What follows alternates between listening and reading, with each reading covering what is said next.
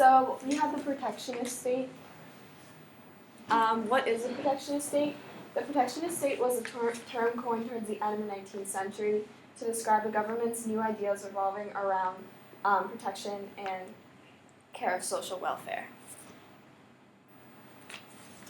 So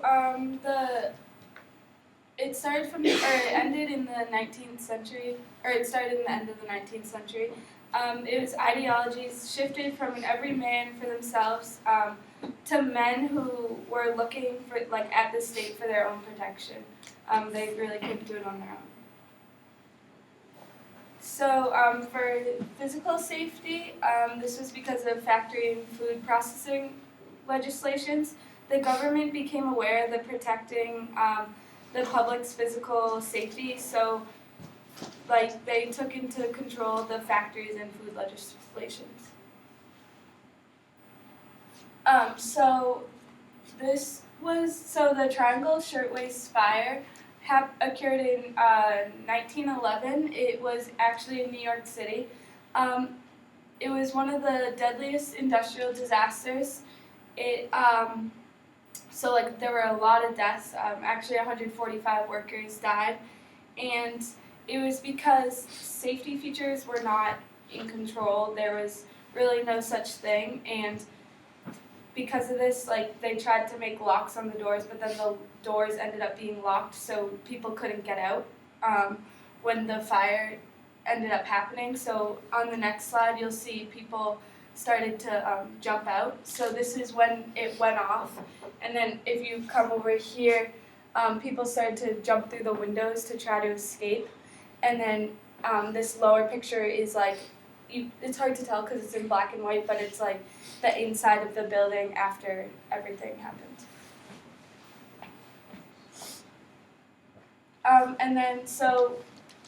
Our topic still focused on laws against food processing, and there was a book, The Jungle, and it largely is a big book, but there's one part that focuses on the food processing, and it's just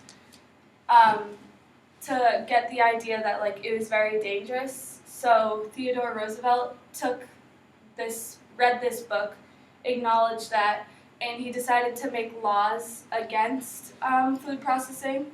And he has a quote, "The method of handling and preparing food products is uncleanly and dangerous to health." So the actions of the government were perceived positively throughout society because of the acts and regulations being passed to protect it. It was basically for society's safety.